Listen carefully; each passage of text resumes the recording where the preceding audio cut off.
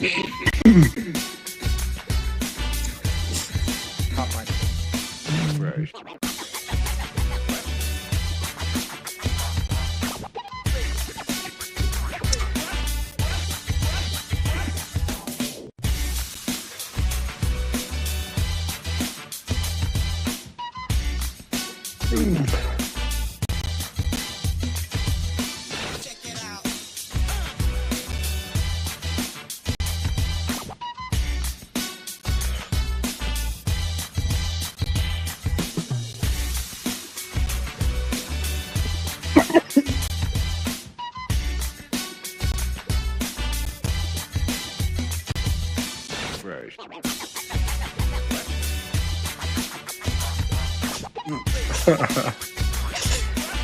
Hey.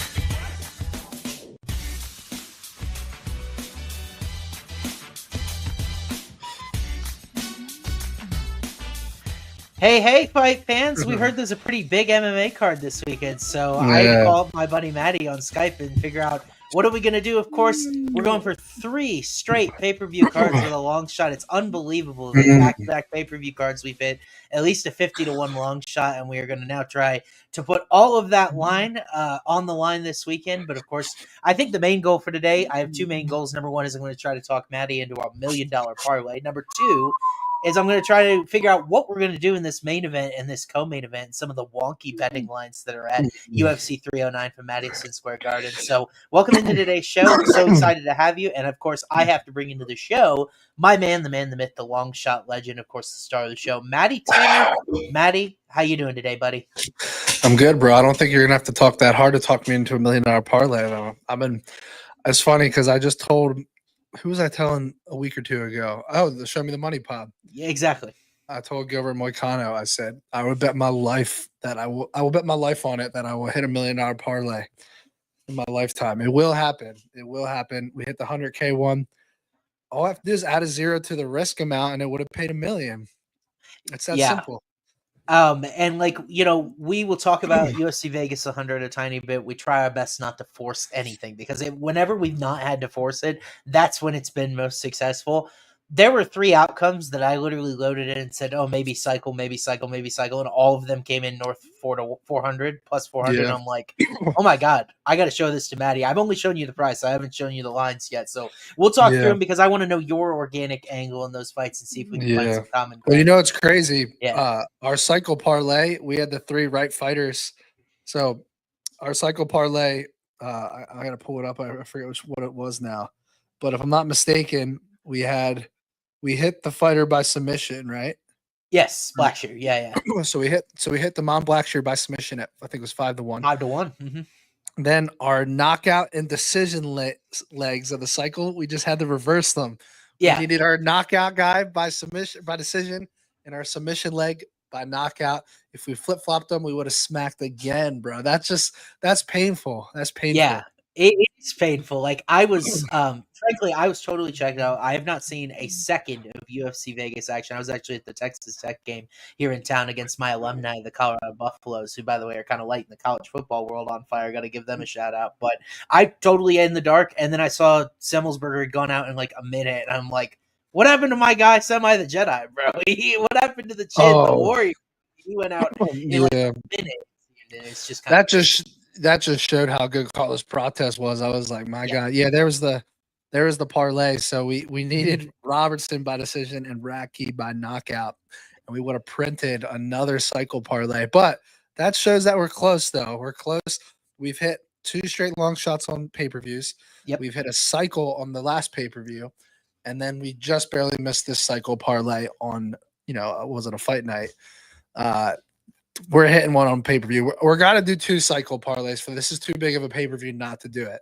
Okay. I mean, like, I'm down for it because I think if we made the official cycle parlay, the one that I have in mind, it would be absolutely absurd, bro. Like the payout? It's $2,200 to win $1 million is the parlay that I came up. And like, Honestly, this is I'd the probably have to method bet of like victory. 3,000 in Florida to get there, right? I at this point you bet whatever the book would let you take on some of these. Like FanDuel's max is like $500. So that is true. Yeah, that is true. we'll get there. We'll see if you like my angles or not. We got 13 fights to break down. Mike, we gotta build the cycle parlay on the graphic in real time. That's gonna be sick. Yeah, if we can certainly get our guys behind that. That we have a lot of great men and that working behind the scenes of this show and getting us all pumped up. Shout out to them on the new intro today. But enough talking. More fight breaking down. We'll start of the first of 13 fights here at women's flyweight between Veronica Hardy and Eduarda Moura. I actually heard you have a bet on this card. I'm curious what Maddie's potential take on it is, because Hardy, couple fight winning streak in her new division at 125, and Moura last time was a big favorite against D. Gomes at women's straw. It didn't go well. She missed weight. She ended up losing the fight outright, and when you and I hammered inside the distance, did not end up working out for us. Now she's up in weight and going to try a new class on for size. So decently close betting line, at least by this weekend standard on this guy. What do you think of this fight here? Bro, I love Veronica Hardy. She's like such a sweetheart. Like, she's such a nice girl. She's a good fighter. Why is she minus 155 here? I'm sorry. I don't understand it. I think this fight should be way closer to a pick'em. I actually think I wouldn't. I like the dog here all day long. I mean, you just look at who they're fighting. The dog went the distance with Diniz Gomes, split decision. And then her last two fights, she put these girls away in round 1 and round 2. Not the greatest competition, but Veronica Hardy outstrikes JJ Alders 36-27 in her last fight. I know she was inactive for a while. She came back, and now she's put together three straight wins, 2 unanimous, 1 split decision. I think this is by far the hardest fight for her out of her last 3 or 4 fights. Yeah. And I don't understand why she's taken this much steal, because I think she was like minus 130 at one point, right? Mm-hmm. And so it actually got up to like minus 170, and now it's actually started to come back down the other way a little bit. That makes sense. We met a resistance point where I think people are like, this is low levels women's flyweight after all. Dude, I already have the bet on the same side here. I like Eduarda Moura. Of course, she trains with Giles and Almeida. I think this is the perfect move for her, where you saw in her last fight, she gassed. And it's because that was a huge cut for her to 115. I'm surprised she even made it. We have on the graphic, it was 116. I don't think she even, if she triggered official weight, it was barely, but she's just so big for that small weight class. And I think moving up, Hardy's a former strawweight, so the size discrepancy may not be a big deal here, but this is how low level women's MMA is, man. I don't even know if Alexa Grasso could stop Moura from getting takedowns. Like, she's got great double legs, she's got great trips along the cage, really dangerous submission stuff we saw on the Contender Series. I think Moura by sub plus 550, super interesting angle here. When she's shown that tendency, Moura 0.6 attempts per 15 minutes, and really never got to that position against Gomes. Gomes knows what she's doing on the ground as well. Yeah. I sent a screen cap to the Homa Fight Picks boys earlier this week of Hardy on the ground, getting control. The mics are messed up. Are the mics messed up, Mike? I don't hear it if it is. Everybody in the chat says it is. It's Austin's mic, they're saying. I hear Austin's mic great, though. They said that's weird. It's crackled. Mine's fine, they're saying. I don't know. It might be internet related, unfortunately, if it's going in and out like that. Okay. Should we have Austin come in and out? Let me pop out. Okay. I'll come in and out real quick and see if it fixes it, okay? Cool.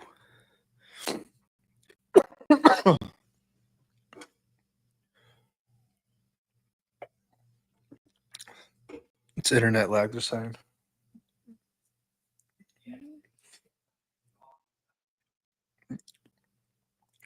Yeah, I hear everything great, but I guess it's the internet for them, for Austin.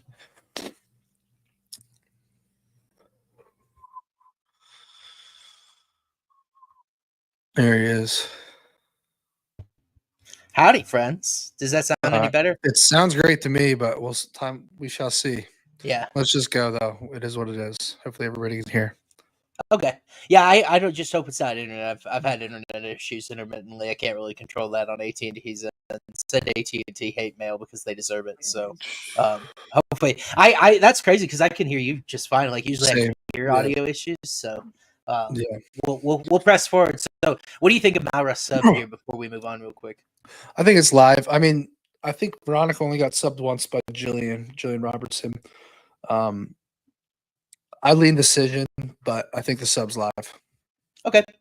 I think that makes sense. I mean, this fight's got to be overwhelmingly juiced to go the distance. I think we should have props for each card, for each what is fight the on this I'm card, assuming man. decision. If she's a dog, probably get close to 2-1 on decision. It's 310 plus 310. Oh, I'm in on that, bro. I don't even mind that for a cycle leg. That's a good number. Okay. Well, yeah. Has Hardy been submitted in UFC? Because I generally think she knows what she's doing on the ground. Just Jillian, just by Jillian. Oh. That's Jillian Robertson. I mean, that's why I'm saying. That's why I lean decision there. She doesn't know she's doing it on the ground for sure, and that was back in 2019. I like this decision here. I think she's just going to be a little less strong. And I think Eduardo can get some of them double legs and just do a little bit more. Plus, I didn't like her striking output against JJ Aldridge. Only 36 strikes over 3 rounds. I like it. I like Eduardo by decision. Okay. I'm a little curious how I'd play it. I mean, sub decision is probably almost the same as your money line, so it's probably not very. I mean, I played ML because I don't have a strong theme. So yeah. Okay. Looks like we still have Mike stack. Yeah. I mean, I could try switching mics here really quick. Or yeah, I don't. What do you think, Mike? Is it just internet? What if you tried a phone with no Wi-Fi? I don't know. Is it that bad? They're saying it's good. Let's just roll. I think we're good. Let's go on to the next one here. Just for the sake of reporting. Yeah, please do report. All right, let's move on now.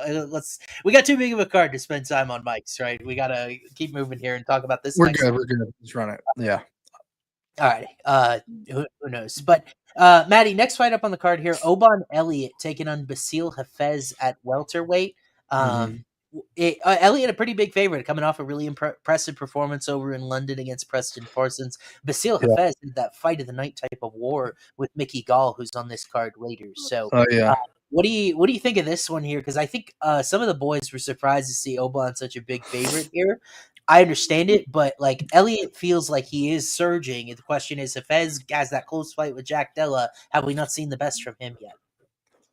I loved Elliott's performance against Preston Parsons. Parsons, a guy I think of pretty highly. I thought he looked very good in that fight. He's not much of a finisher. Yep. He didn't put away Val Woodburn, but he beat 70-23, outstruck him. I mean, this guy's going to put a pace on you, and I think he can. I think this is another guy that we could look at for maybe a decision win potentially in LA, but I like him a lot here as a favorite. I understand why he's catching some steam here. Hafez is we talk about this all the time. Guys have great performances against elite guys like a Jack Della Maddalena, and then they're always overvalued ever since then, right? Yep. Always. And I think we saw that, like odds makers laid a small number on him, and then boom, like now everyone's on Oban Elliott, and then now all of a sudden they were like, oh, wait a second, we got to make this guy a bigger underdog. So yeah, I think Elliott's a good favorite here. I'm not looking to take him on a money line perspective, especially I think what is he up to now? Minus 260. So I just pulled it minus 265. Yeah, he was minus 200 earlier this week. So okay. So big surge. Yeah. I like Elliott I think Elliott can out wrestle him and just outvalue him in general. So I'm gonna go Elliott by decision is my prediction. Matty, I like the pick here. I understand being a little trepidatious about the money line because like Oban is his sample's growing. This is somewhat of a different matchup than Parsons. Parsons more pressure, Hafez a little bit more power, but at the same time, like I said before that Gall fight, and Basil Hafez was like minus 300 something in that fight. I said, we've totally lost context of what that fight was with Jack. That was the second time Jack Della cut to 170 in 2 weeks. Like he cut weight 2 weeks in a row. And he was preparing to face a striker, and then all of a sudden had to face this guy in Hafez that's trying to take him down and submit him. So it was an entirely different matchup. Yeah. When I look at Hafez and how he performed against Gall, the guy was getting clipped clean left and right. And like, I do feel better about Elliott's cardio. It really felt like Hafez maybe started to fade there. And I see him as more of like a regional guy, whereas Elliott, I don't think he's perfect right now. Like, he was wobbled. He was hurt on the Contender Series. I'm a little trepidatious about him against Power, but some of his peripherals, Matty. I talked about Tom Aspinall on the show. I talked about Sean O'Malley on the show. The first thing I look at is defensive adequacy. 61% striking defense, Robon. 72% takedown defense. He's only 26, so he's going to get better. Yeah. I feel like this dude is a star. I feel like he's a potential star in the making. He loves Chael Sonnen. Like, he's very good on the mic. Like, I think UFC wants to push this guy. I don't think this is where the hype train ends. And like, because you said Elliott by decision, I'm almost leaning inside the distance here because we haven't seen a finish from him in the last 2 fights. But Hafez, 40% striking defense, very hittable, 50% takedown defense. Now, Hafez was a jiu-jitsu champion here in North America. So like, I don't know if he's going to be able to submit him, but I do think maybe an inside the distance look here might be a smidge undervalued because of what we've seen from Elliott so far. But I think Oban's a really nice favorite here. Yeah, I mean, bro, here's what I'll try to sell you. Yeah, Elliott's 6-0 when 6-0 and fights go to the scorecard. Yeah, Hafez 4-4. Yeah. Again, I need to look at this number here. I understand your logic of it's coming eventually, but Hafez is a tough motherfucker. Like, and he's not going to get subbed. So unless you're going to chin him, which I don't think Elliott is the craziest power, I think this is a great cycle leg right here. I really do. It's Elliott decision. Minus 110. You got to be shitting me, bro. Yeah, Elliott by decision's minus 110. I mean, if you like the knockout, it's plus 550. I think I would go KO instead of. So I just can't see him subbing him. I really can't. Elliott. No official submission attempts on record yet, and by the way, weirdly, none for Hafez either. Even though that's kind of what he was regionally, but I don't feel comfortable about either of these guys subbing each other. So I know we get some comments. You know, I don't trust if we can flash those up. Didn't Oban get dropped by Woodburn? He was hurt in that fight. I think he is a little chinny. And our chat calls that, but. We've seen Mc.Ghee go out in the first round to Mike Malott, among others. Hafez was landing clean on him for 3 rounds and didn't put him out. Like, I feel like Elliott, at the very least, his recoverability is very good. Yeah. So I don't think he's going to get dropped and put out. Yeah. This might be more of a stay away for me, honestly. There are some red flags there, and then the decision leg just not a good enough number. So I might just stay away from this fight altogether the more I think about it. And I couldn't model it, so I don't have anything definitive here where I'd really plant my fat flag. But I do think Elliott's a decent favorite. I mean, I assume you would prefer Eduarda decision at plus 310 over a minus 110 decision on Elliott here. Depends. I mean, that Moura sub is staring me in the face, bro. Like I told you, that was kind of my initial lean, but again, okay, that's not in the $1 million lay, right? Nope. Okay, I haven't gotten there. We won't get there for a bit, but that's a tease to make you sticking around. I'll let you know when I got these legs. But why don't we move on to this next fight? Same division, same guy I was just talking about. Gall taking on Ramiz Brahimaj. This one reeks of loser gets cut. They might even cut them both, like we saw with Romero and Nascimento. Wow, that was crazy, bro. They cut both of them. Didn't they cut the winner first though? Did you see that? Yes, they cut Romanov first. Yeah. That's so fucked up. Cut the winner first, and then I was like, "Wait, is the loser gonna stay? Is he gonna stay in the UFC?" That would have been crazy. I think they had to cut Nassim. They realized, this probably is messed up if we keep the guy that yeah. My God. So what do you think of this absolute monstrosity that I was unfortunately able to model? Brahimaj and Gall have not had a lot of UFC success. We saw Mickey fight CM Punk back in the day, for Christ's sake. Mickey will have an even record. It'll be 7-7 if he loses this fight, which is just nuts as a UFC welterweight. But he's a minus 132 favorite, so somebody believes in him. Not me. Definitely not me, bro. I'm selling Mickey Gall high here, if you want to call it that. You know, decision loss to Hafez, I guess, is considered selling him high, but I don't believe in him, bro. I really don't believe in him.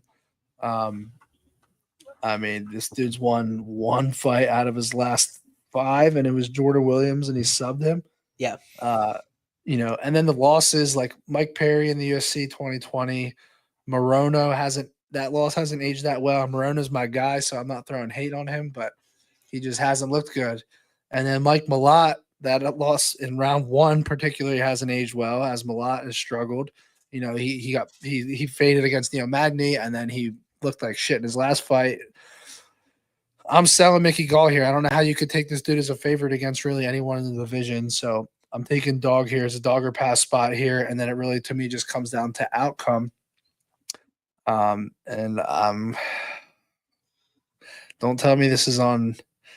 It's not. It's Okay, I would not. I would, Matty. I would not Yeah. do this to you. I would not ask you to put $2,000 on either one of these guys. Yeah.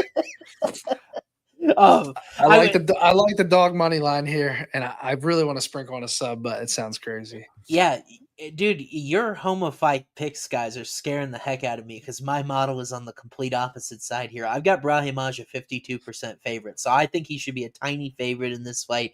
He's coming in at underdog money. Like I don't really have an urge to bet him. He's plus 112 now too on FanDuel. Yeah, and you can get better numbers than that elsewhere. By the way, if you scour the market, I think plus 112 is one of the shorter ones on the market. But like, you don't have to bet this one. I think it's interesting that both these guys have really elite jiu-jitsu, and that's typically how they've beaten guys in the UFC otherwise. So like, right, Gall has a couple of submissions. Brahimaj submitted Sasha Palatnikov and Michael Gilmore. Both of those guys had terrible ground games. So like, who wins here and why? I think what my model sees is that Brahimaj is a little bit more active, hunting and landing takedowns, and both of these guys have poor takedown defense. I really think it could come down to whichever one of these guys adopts a plan to get on top first. I kind of like more of a longer fight here. I've got it 55.1% likely to go the distance, but in general, man, I clown Fortis MMA, but I kind of trust it a little bit more than Mickey's gym. You know, he's got the same local gyms, South Philly, that type of thing. I feel like I get a little bit more of a polished product, and I have to get up here and I have to eat some humble pie because I was skeptical of Themba Gorimbo before Gorimbo faced Nico Price. So I thought he could have been a fraud. How good did he look in that Nico Price fight, man? He dominated that fight start to finish. I was wrong, and I think I should be a little bit kinder to Brahimaj losing to him in such convincing fashion because of that. So I think that's where I evolve. My model takes a look at that stuff and evolves, and I think Brahimaj should certainly not be the underdog here. So I'm probably going to end up putting a small bet in on his money line. I don't know if it'd be a sub. I don't know if it'd be ground and pound. I don't know if it'd be a decision, but I just do think there's a little bit of value here. Yeah, I mean Brahimaj by points is 3-1. I don't hate that at all. That's very interesting. When like, is his sub shorter? No. Okay. No, because Mickey's 6-0 in submission fights. Right. Or wait. Yes, both of these guys are plus 450 or longer to submit each other, which I think is correct. Yeah, because Brahimaj 10 submissions wins the 0 losses, and Mickey's 6 wins the 0. That's why I think that kind of cancels out in a way. Get the decision at 3-1, but I don't know. I don't love this fight either. Yeah. So I have decision for Brahimaj at plus 250. I have submission at plus 380. So I'm actually showing a smidge of value on both. Which is probably a good sign to just take the ML. Fair enough. Alrighty. I love this fight, bro. I love Matty, this fight. I hope we're on the same side. This was my first bet that I put in this week. This is not in the cycle. We have to be on the same side. Yeah. How about this? So we lose Jonathan Diniz. We talked about him against Derek Lewis. And now he is stepping in to face, I think, a completely different matchup here with Martin Tybura. It's totally different questions answered in this fight. But at the same time, Jonathan, it seems like UFC likes him. He's hunting a ranking here. And Tybura on the other side coming off a really kind of embarrassing loss against Sergey Spivak. To get armbarred from guard and heavyweight, it's something I had never seen before. So it cost me a lot of money in that fight. Yeah, does Tybura get back on the horse here, or is this a spot where Diniz can really start to sort of arrive in this division to you? Because it sounds like you like a side here. I'm liking Tybura by sub, bro. Is that yours? I didn't have a specific method, but I definitely think Tybura should be a bigger favorite than this. Well, yeah, he's minus 148 now, so he is a little bit bigger of a favorite. Okay. Yeah, I mean, if you like Diniz, you just take him by knockout here. Yep. That's it. Which is not that much bigger of a difference. It's plus 165, I think. But the two shortest outcomes are Diniz knockout and Tybura sub. Whoa. Which Tybura points at plus 410 is actually super interesting to me. Yeah, I don't know. I don't know if I could trust it. I actually kind of like Tybura knockout for ground and pound at plus 440. But like, because he's shown a tendency to do both. Do you remember when he had Walt Harris's back and he ended up pounding Walt Harris out of there in the second round? Yeah. Greg Hardy too. Greg Hardy was ground and pound, and then he went and his first career submission attempt came against Tai Tuivasa, and he choked him out in the first round. So I cashed so big on that, dude. You did. You were right. I think I had 9-1 on that. I think it was 9-1 round one sub or something, or I forget. Yeah, but it was a nice cash, and I was waiting to get screwed on that one, but Ty just has no grappling. But I mean, do you really think Diniz does? No. Given that he was nearly ground and pounded by Austin Lane 2 fights ago. That's what I'm saying, bro. Something weird and fishy happened in his fight with Carl Williams, where randomly Carl Williams was not shooting takedowns. I think he got an ultimatum from UFC. He did. He literally came out. He came out and said he did. He attempted a takedown, I think, in the third round when he got absolutely tagged. Yep. And he had no choice at that point. But yeah, he didn't attempt anything early on. Yeah, I think UFC said you need to stop wrestling or we're going to cut you win or loss. A little bit like they have done to others. And they're not saying that to Tybura, I don't think. No, I mean, because Tybura is a little bit more offensive. The thing about Carl Williams that drives people nuts is that he doesn't look for a finish on top. He is just a total lay and pray, boring guy, whereas Tybura is a guy that'll pound you out of there if you're not careful. And I think Tybura is still one of the most underrated heavyweights on the roster. When you look, he turned back Romanov. No one else has been able to stop those takedowns, that easily. That's not also in the top 5. He got caught with that armbar, but that is not a threat Diniz presents at all. In general, I feel like Tybura is a guy that stock was going way up before that fight, and what bit him is not something he has to worry about here at all. Right. Yeah, I'm with you. I do have my concerns that he gets starched in round 1. Yeah. But I like him here. Now it got me thinking all of these outcomes, though. I think the sub's still the most live one to me. I got -115 earlier in the week with Tybura. I love that price that I got in this fight. I knew I had to put it in right away. Of course, I can't model Diniz yet because he's barely been in the octagon. But I'm so glad you. Yeah, why don't we think on it? Because it is something I wish my model could help me out. I'm guessing it would tell me don't go for the sub because of just one attempt, but at the same time, it was very recent. So that would swing a little bit more toward the submission than if it happened 5 years ago, per se. So it's an interesting conundrum. What is Tybura inside the distance here, by the way? Just if you don't want to worry about it, it's plus 130. Yeah. Yeah. Let's think on it for sure. Yeah, let's marinate. I don't know if we. The thing about a cycle leg is this is the method we want to back this guy. I don't know if we have one of those for Tybura, but maybe I just chuck his money line into the safe parlay. The Austin Swaim Brinks truck safe parlay. We'll see if we can back up the truck this weekend. But let's move forward here. Talk about this guy very briefly here. This is a short notice fight, a catch weight. These guys are both featherweights by trade, but David Onama was initially, I'm blanking who Onama was supposed to face here. It was another killer, and now I can't remember who it was. I'll pull it up and face it. But now, in steps Roberto Romero on short notice. Why can't I remember who he was originally supposed to? Almeida. Oh, yeah. Lucas Almeida coming off that win over Kwamba. I think Onama would have destroyed Almeida, too. So, Roberto Romero has a tough assignment here on short notice. Onama's a guy we've seen in UFC out-grapple JSP. We saw him turn out Gabriel Santos' lights. This guy is pretty talented in all respects, training out in my old hometown Elevation Fight Team. Romero's a young guy coming in here. I think more of a contender series type of guy. And last week I said this about Zach Scroggin, and he got domed in the first round. So, Matty, do you have any thoughts about maybe a way you'd want to play Onama here? We don't really have a money line. We don't have props, but anything about Onama in particular here? Not really the vibe for our show. No, I don't got a whole lot for you here. I'd be pretty much guessing. I have to imagine Onama inside the distance is going to be -500 here. I've seen some odds pop up for him, -1200 on the money line. So it's there's really not a lot to do other than if you want to pick KO or sub, which. I mean, I would lean KO here, but I'm not touching it. Yeah, I'm just taking a look. So Romero has 3 pro losses.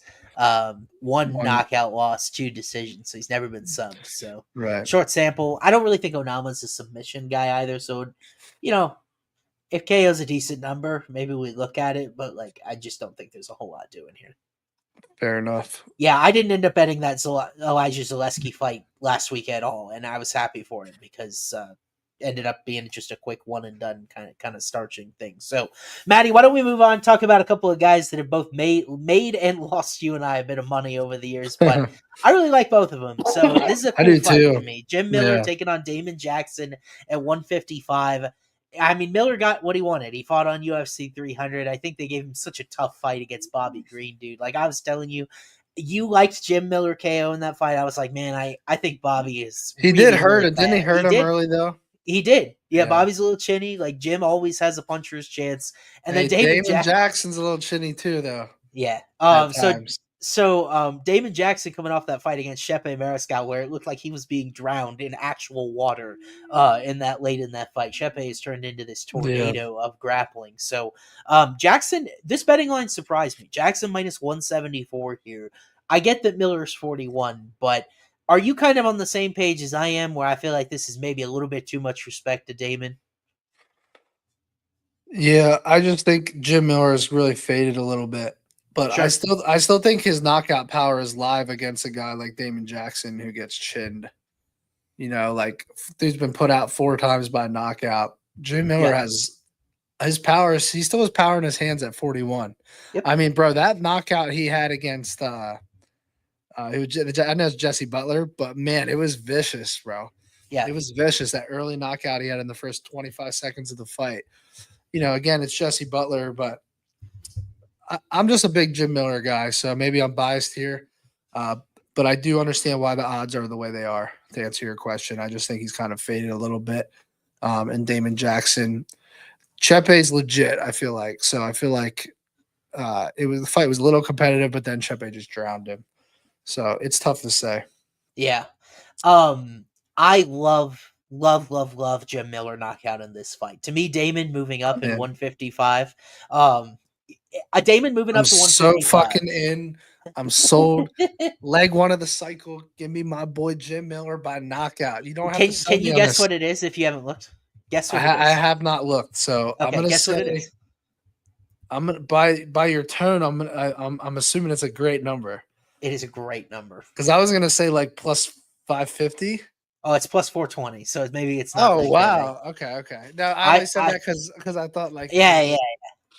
I was gonna originally say plus 450 was my guess, and then when your tone was like that, I was like, oh, maybe it's plus 550, 600. Yeah.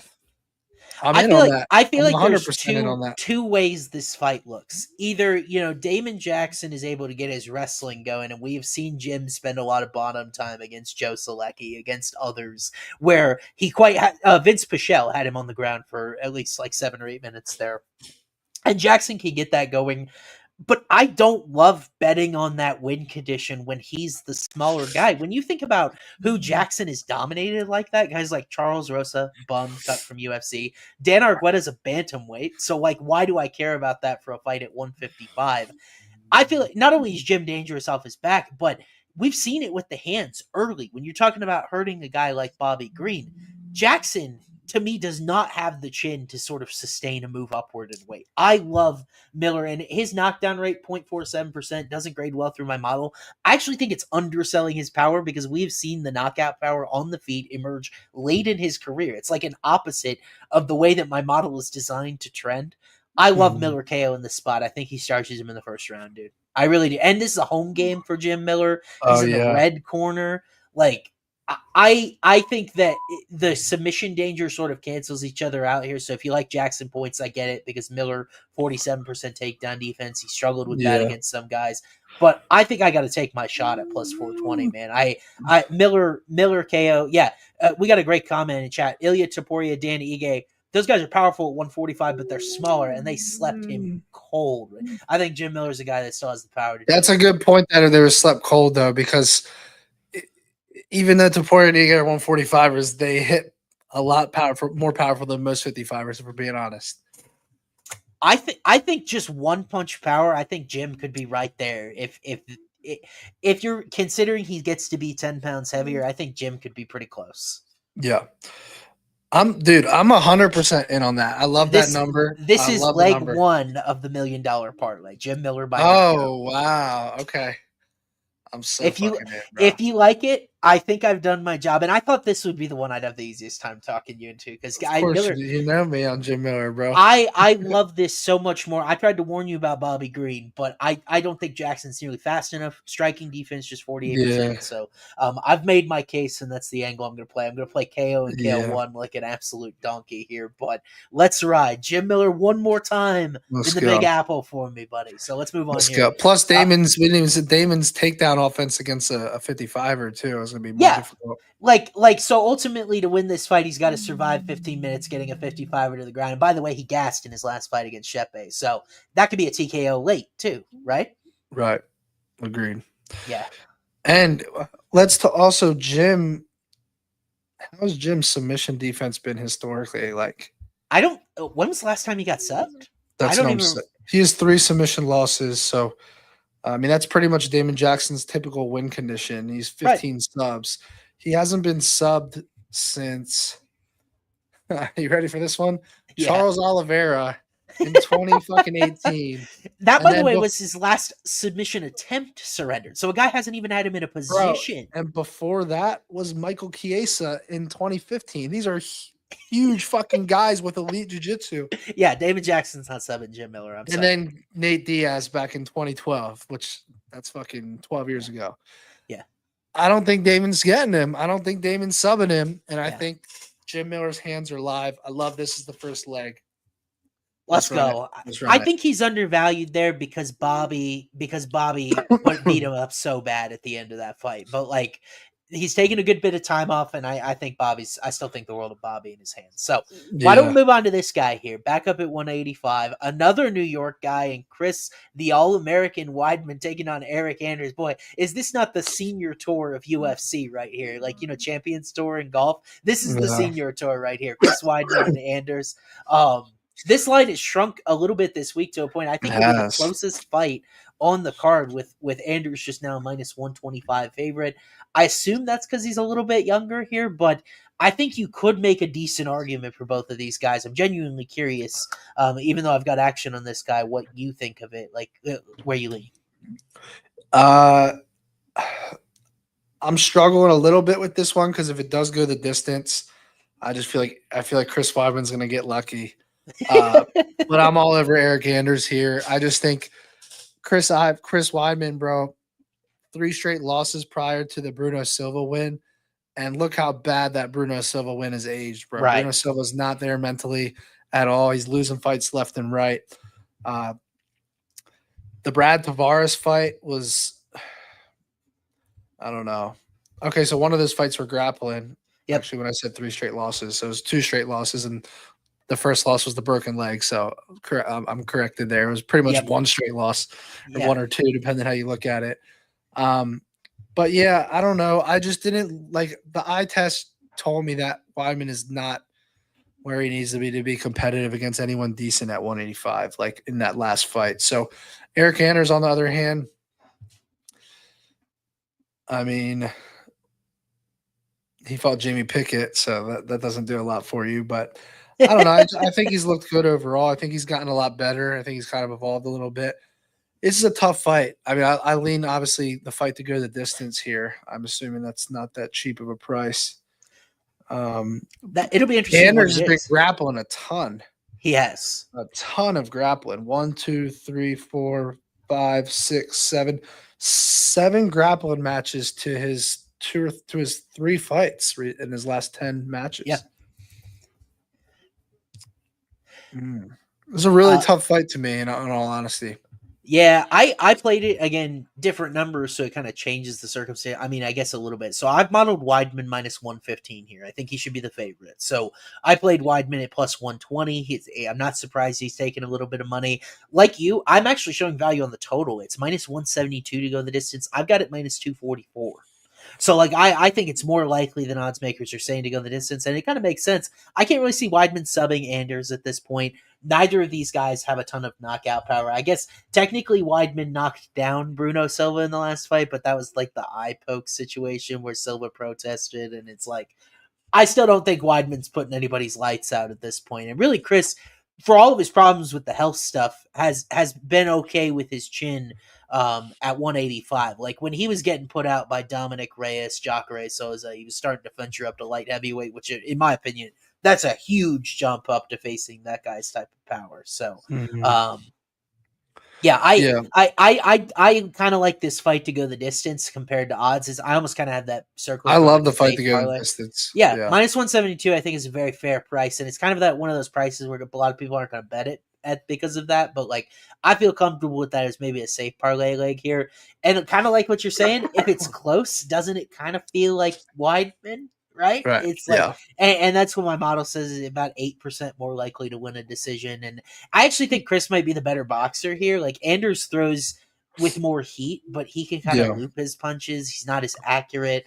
I understand that comment. I just can't get myself to put money on this fight. I get it. I mean, like these guys are not the most stable parties. I would have hoped for a finish from Anders against Jamie Pickett. I think that would have been a better statement of his current potency and danger. But like, if he can't finish Jamie Pickett, I still think Weidman gives you enough to believe that he's going to hang on for 15 minutes here. And if he is, I think the takedowns could be hard to come by. Anders very good takedown defense historically. Iron Turtle couldn't get Anders down. Had a lot of trouble with that. And I'm going to look up the efficiency. It was not good. That's a good point. Oh, I'm sorry. I got it backwards. Anders actually failed 21 takedowns against Iron Turtle. It was the other way around. It was good. I remember that fight being miserable to watch. So I think Anders' tough guy to take down. I largely see this on the feet being close and ugly, but I took Weidman at plus 120. I think it may be a pass at minus 120. Yeah. I don't have a lot for you on this fight, bro. I'm gonna stay away from it. I'll probably play the fight to go a distance. I will say if it stays on the feet a lot. Two older guys, maybe one of them gets chinned. Maybe like the knockout on one of them, but I don't know. Maybe there's a reason that the fight to go the distance is only minus 170. Yeah, I don't want to accuse anything of anything, but Chris Weidman looked reborn with USADA out of the way in March. So, like, I definitely think arrows up on the All-American. And like, good gym, Sarah Longo. You know, if that leg is holding up, and Anders doesn't really attack a lot of leg kicks, I could see Chris retiring if he wins this fight. What would be hilarious is if I've told you my plight betting UFC. I always bet the dude that's going to retire but doesn't say anything. And then they look like terrible in the octagon and I bet them. My model's like, this is a great number. You should have bet this. And all of a sudden they're like, yeah, I could barely get up for this training camp. I didn't have any interest in it. I don't love this anymore. So I'm walking away. I'm like, you mother effer. Why didn't you say that when I was betting you earlier this week? You know? So hope that doesn't happen here with Chris. All righty, Matty. This card, it's deeper than it is top heavy. Like this fight buried on the prelims, like this is a banger of a fight. This could be fight of the night. I don't care what nobody says. Yeah, absolutely could be fight of the night between Mc.Ghee and Jonathan Martinez. I'm not surprised to see. We talked about this very briefly on our UFC Vegas 100 show last week. I wasn't surprised to see Mc.Ghee a favorite here just because of how he dismantled Gaston Bolanos in his last fight. And Jonathan Martinez, like you and I liked him in Rio against Jose Aldo. We thought it was kind of a changing of the guard, and the lights were far too bright for him. He did not get any sort of notable offense going against Aldo. Jose is a legend. He's still fighting at a very high level, so you can only take so much from him, but at the same time, it's something we got to consider here. So, Mc.Ghee, minus 146. Martinez, a slight underdog. What do you think about this fight, Matty? I'm a big Mc.Ghee guy. I really am. I like him here. Jonathan Martinez, I thought he was going to be able to do more in the Jose Aldo fight. He arguably could have got finished late in that fight. Yeah. I think Mc.Ghee's a little more explosive early on than Aldo is at this stage of his career, and Mc.Ghee might be able to march forward here. I don't know how I feel about on the price, minus 145. I just think Mc.Ghee's more dangerous. And I think he's more dangerous, has more finishing upside in this matchup. We haven't really seen him against a guy that can kick the way that Martinez can, though. Yeah. I mean, there aren't many guys that can kick like Martinez and Gutierrez in all of UFC. Chris Gutierrez, I'm talking about. Right. 100%. I mean, Martinez does have some good wins. Yeah. You know, finished Cub Swanson, Saeed Nurmagomedov by decision, Adrian Yanez with those ridiculous kicks. Which Yanez is a boxer. He just had nothing for that. So it really just comes down to, I think, to McGee's preparation. If he knows how to check those kicks, or he can stop those kicks in general, I think he's going to be able to do more with his hands in this fight. Yeah, I mean, Martinez was a guy who won 6 fights in a row going into that Brazil fight. So like he was on the up and up, like he was in the rankings because of that Saeed Nurmagomedov win, and then it just kind of all fell apart for him with that Aldo. And Aldo's such a weird, tough matchup. You can't really score on Jose because his defense is so good and it's so tight. And like immediately when he started checking leg kicks, it felt like Martinez panicked. And maybe that same thing happens here. I think anecdotal evidence is a big thing in this fight, where Jonathan Martinez has left Factory X, the gym that he's been with forever with Mark Montoya. He's actually now in my neck of the woods. I got my Texas Tech shirt on. He's in Lubbock. He's now his own gym manager. Not really a UFC level guy that he's training with right now, and a lot of people are very concerned that he's left the gym and all of a sudden the performance will decline. I don't have a strong feeling about this because I've been a Marcus McGhee guy too. I will say I'm not very impressed with Marcus's level of competition yet.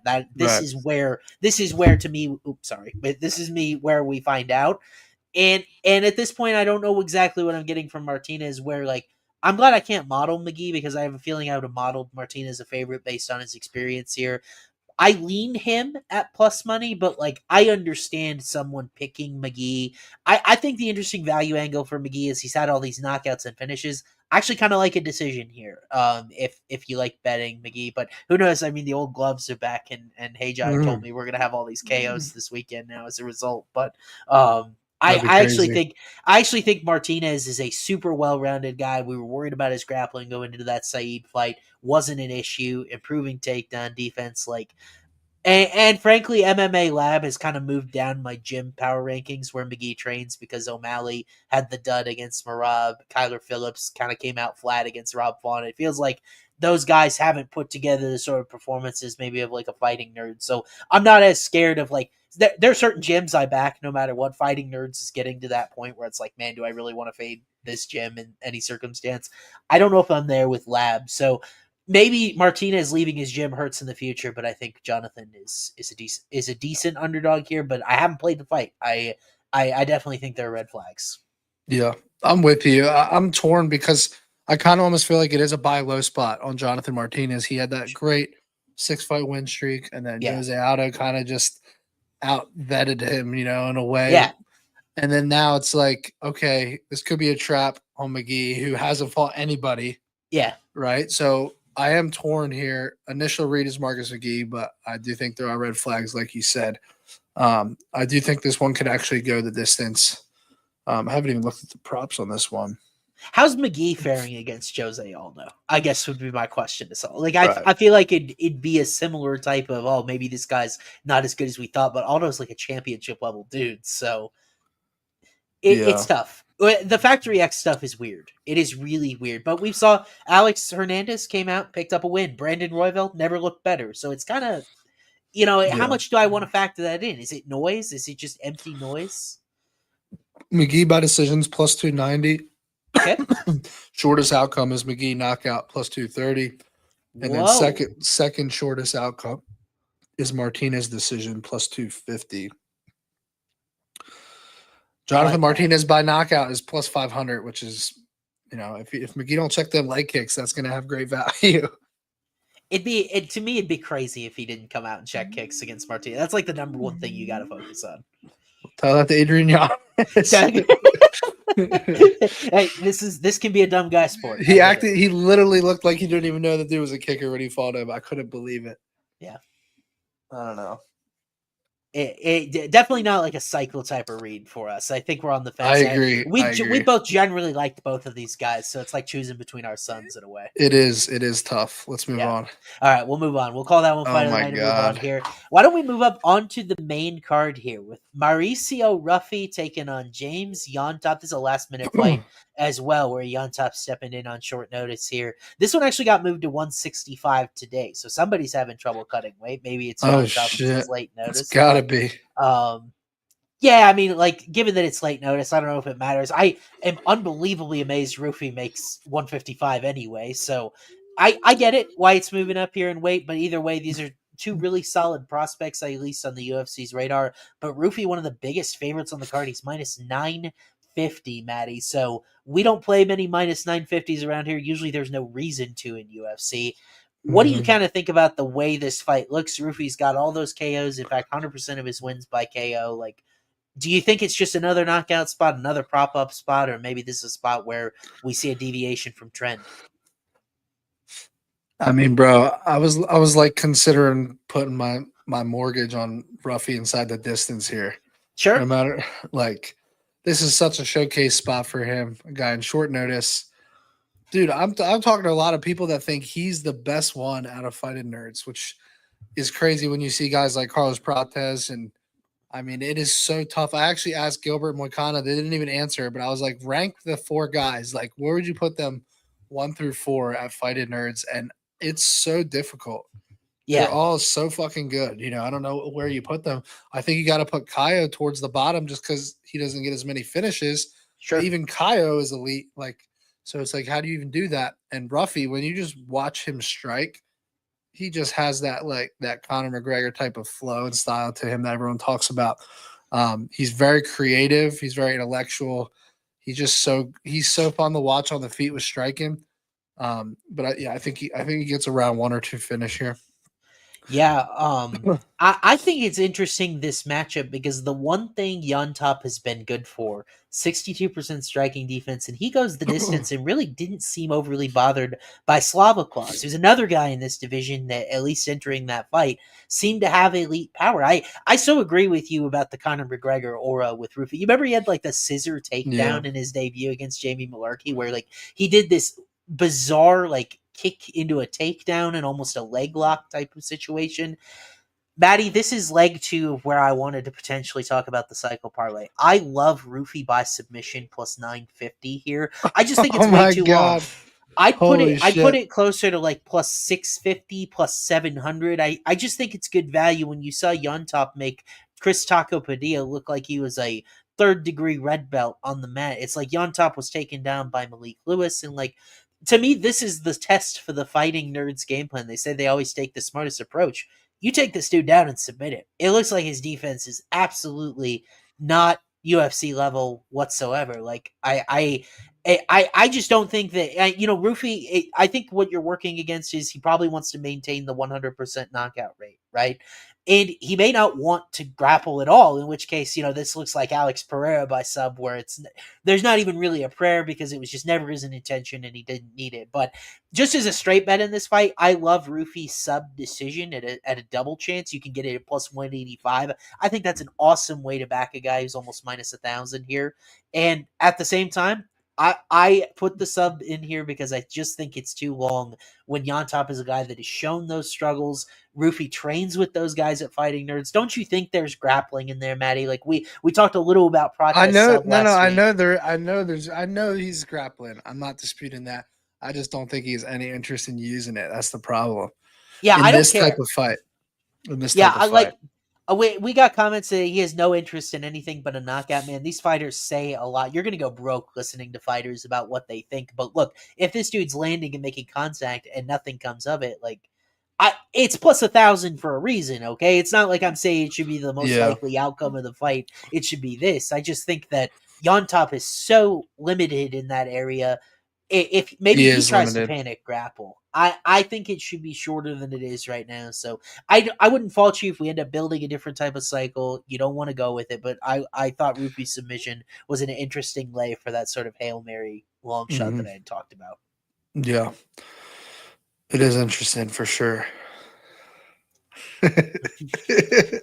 I mean, how many times have we seen these guys that are like minus 100 to win by, or minus 1,000 and like minus 250 to win by knockout, and they end up going the distance, or like, I can't get anywhere on decision. That's for sure. I just can't. You don't think Llontop can survive? No, I think Slavoclaw sucks. Oh, wow. I really do. I think he's one of the most overrated guys. I mean, I hammered Chase Hooper by knockout, and I got so screwed in that fight. Chase Hooper, a fucking grappler, beat the shit out of Slavoclaw on the feet. On the feet. He beat the piss out of him, bro. And Slavoclaw isn't even finishing, guys. Lost to Mike Davis by decision, lost to Mark Jacasey.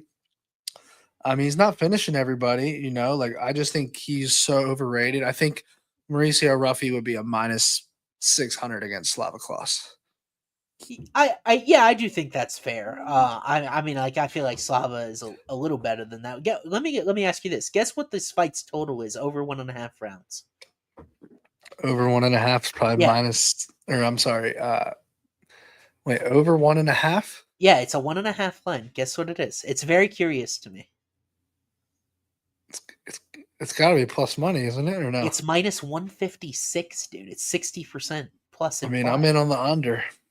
You like the under here? I think the under square. I think this guy chinned Jamie Mullarkey. Jamie Mullarkey has one of the worst chins in this entire division. I'm not buying that Ruffy is some sort of wrecking ball when Llontop has shown a really good. Like, when has Llontop ever been KO'd? Ever?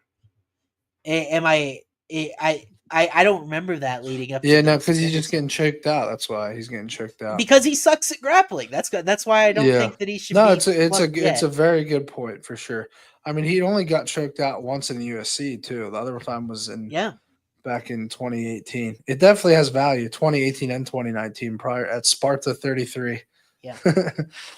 I don't understand why like fighters think they need the knockout to get the bonus, man. If you grab a hold of this dude's neck on a guillotine and choke him the fuck out, you can still get 50K. You don't need a KO for that. It's just harder, I think, but no, you're right.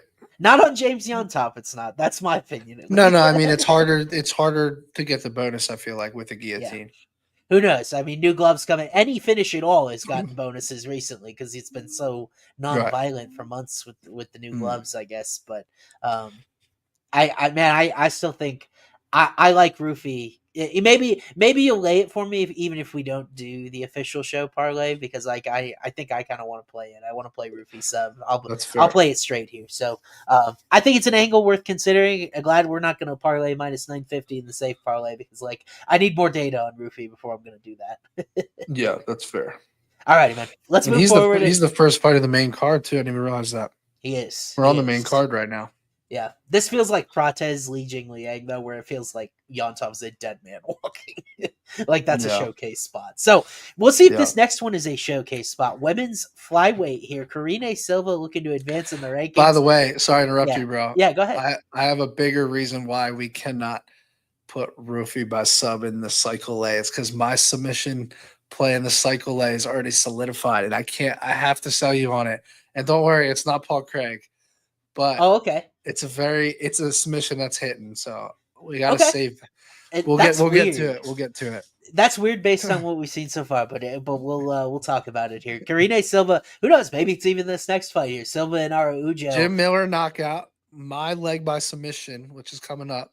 Okay. And then we need one fighter by decision.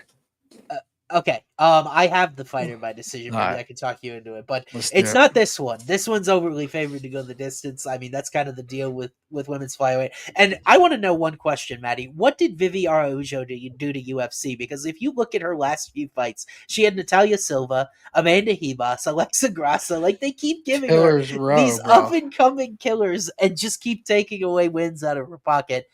Is this one another one? Well, Silva's minus 295, so... What do you think about this bout and kind of how it could look?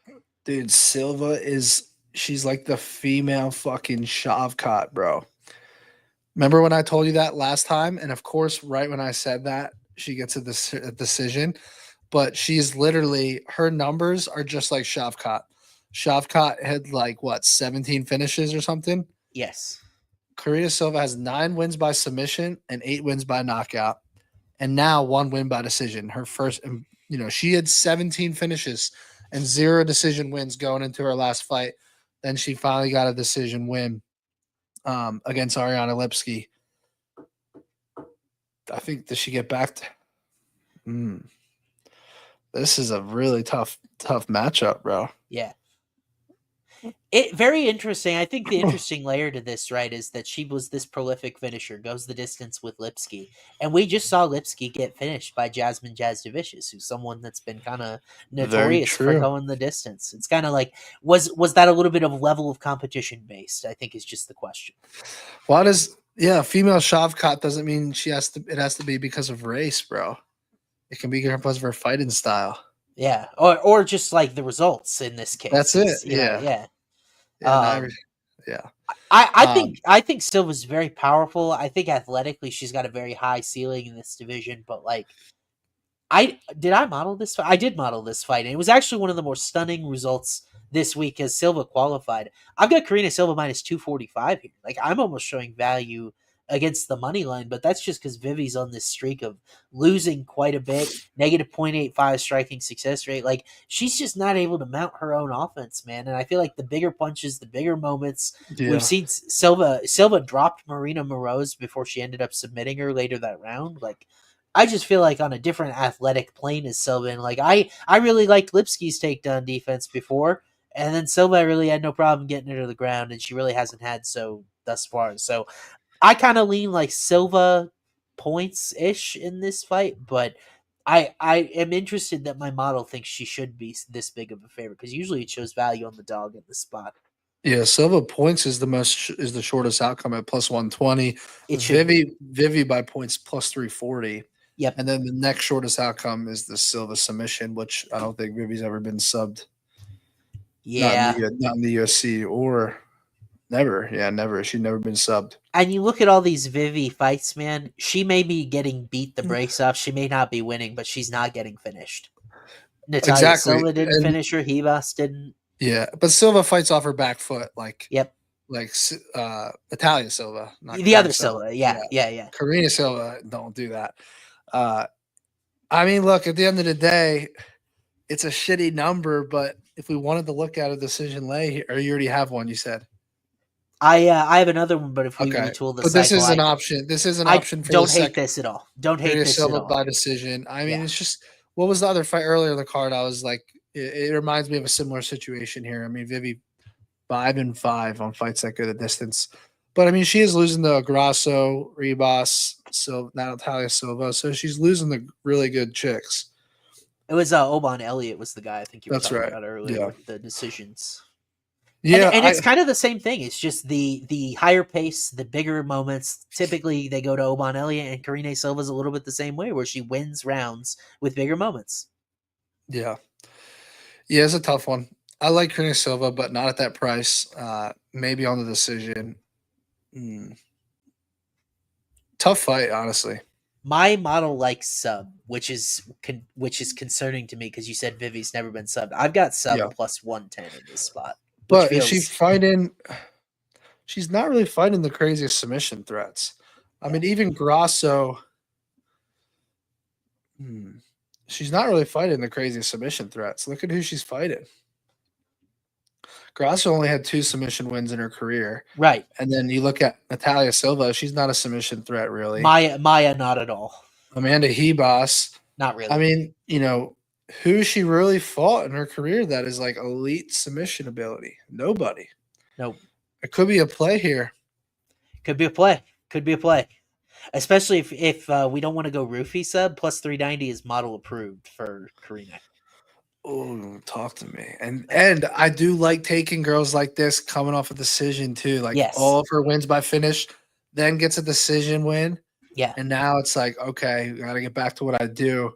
9 wins by submission in her career. And she is a tank, bro. Just look at those fucking arms. Yeah. And the tendencies there, Matty. 2.2 submission attempts per 15 minutes. Huge rate of submissions. Yeah. All right, let's come back. Let's bookmark. This is an option for sure. I didn't even look at my model's prop results on this fight because I want to tell you about this because I think you're going to be like, this shit's smacking. I parlayed Karine Silva, Oban Elliott moneyline, got plus 100 earlier this week. Shit's smacking. Wow. Oban and Karina. I should text you these earlier in the week. Yeah. Hold on. What's our first? Oh, the Jim Miller one. Okay. I'm just putting this in just to see. So if we had hypothetically, Jim Miller by knockout, oh my God, I just put the third leg in there by accident and the number is insane. I'm taking that off real quick. So if we have Jim Miller by knockout and Karine Silva by submission, we're already at plus 2,500 almost. And the third number. What if I told you I wanted to add a plus 800 decision? Oh no, Let's I see if I can't can put tell you Karine one. Silva by submission in here. What am I talking about? Okay, I will say this is that if we find a middle ground and you like Silva's submission, I'm probably gonna like it more than your last. I'm in on a submission. Karine Silva by submission cycle parlay number 2. Okay. I'm in on that before Ruffy. I'm sorry, bro. And That's okay. It could hit. It could hit for sure, but all right. I so will, right I now will the be only playing, definitive one we have is Jim Miller knockout. I love Miller knockout for a type of play there. All right. There we go. So let's move forward here. Talk about this third to last fight. This has got to be the decision one, isn't it? No, it's not, Craig. Maybe. Just maybe. I thought you were going to go Bo by decision here. I love Bo by points here. Way to spoil it for everybody. Oh my God, I knew it. So, So let me talk to you a little bit about this fight, Matty. So interesting fight with Bo Nickal. We've seen him break the record for largest UFC favorite. He opens in this fight minus 2,000 against our guy Paul Craig. It's actually short to minus 1,400, which, like, you kind of think about it, it's like, well, Paul Craig's really freaking good on the ground for a guy to be minus 2,000 against him that's primarily a wrestler, right? So that kind of makes sense, but at the same time, we're still dealing in this universe where Bo is the largest favorite on the card. He seems like this superstar prospect. Heck, Donald Trump is going to show up at this fight, and he wants to see Bo Nickal, right? Like, that's the type of star power this guy is starting to build. Like, Bo, to win this fight seems like a foregone conclusion. I guess my question to you is, do you feel that way? And if you do feel that way, like, what's the interest you have in the prop market with how it sits? He's plus 800 by decision. So I can't understand. Bo Nickal and his team are so particular about who he fights and how often he fights. They have it to like a science, right? They're so focused on him improving through training versus through actual fighting. Sure. And they just look for these custom-made matchups. I remember when on the Show Me the Money pod, we put out that Jacob Malkoun and Bo Nickal would be a phenomenal matchup. Yeah. And that fight almost got made, but Bo Nickal and his team, I guess, for whatever reason, didn't want that fight. And I understand it because it's a small name and a tough opponent. Stylistically, I think. He's got good boxing and he's got great wrestling. And I think it was like a low risk, low reward type of fight, or a high risk, low reward type of fight, right? Where like you don't gain a ton in the rankings by putting away Malkoun. I think you nailed it earlier when we were talking like Paul Craig is a big name in a way, right? Like he's beat light heavyweight champions. Like he's beat like guys like Nikita Jamal Hill and Krylov. Yeah. So like I guess that's why Bo Nickal and his team wants this fight is they feel like this is maybe a showcase for Bo Nickal striking in a way. Maybe Paul Craig is terrible takedown defense. But do you really want to put Paul Craig on his back? That's the part I don't understand in this fight. So maybe it's just like, hey, we're not even going to shoot takedowns. We're just going to let like Bo Nickal do what he did to Val Woodburn here to Paul Craig. So I'm a little confused which one of these it is. Like, what is Bo Nickal's team? What is going through their heads here? I mean, there could be a world where he's going to get unlimited takedowns if he wants them in this fight, and then can he just play safe? But then even then, you have to worry about him not putting away Paul Craig by ground and pound or subbing him himself.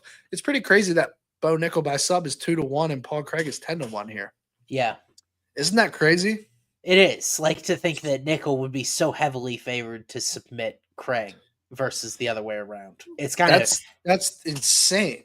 Yeah. I don't like Bo sub in this fight. I think it's so short because 4 of Bo's 5 UFC affiliated wins have come by sub, but this is an entirely different matchup. Yeah. So you like KO decision double chance if you had to pick? I certainly would, but I love like, dude. This to me, this is the foundational lay of the cycle. Like you don't think Bo can get Craig's back the way that like a Brendan Allen could? I mean, sure, but I have a much higher grade on Brendan's BJJ at this point. Like, we got a comment, it was a while back, because our chat's actually popping off about this fight, which is good. Like, I mean, Bo Nickal, say what you want about him. Some people think he's a fraud. Some people think he's the next coming. Like, he's a very polarizing guy, but everything about the way Paul Craig fights, unless you are supremely confident in your abilities, which I don't think Bo Nickal could be at this point.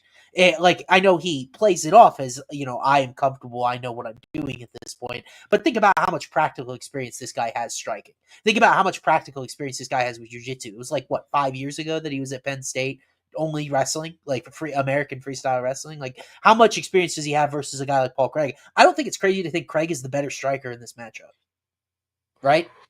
Better I don't think kicker. that's nuts. Yeah, he's got good kicks. Like, I mean, we've seen Paul hang out at distance and be okay against certain guys, even a washed Shogun. He just his head movement is bad. so bad, bro. And Bo's going to be faster, right? Like, that's kind of a given, is that Bo's going to have a speed advantage. But I think you play it carefully. Think back to Volkan Oezdemir when he fought Paul Craig. He had to dodge all the leg locks. He had to dodge all of that stuff.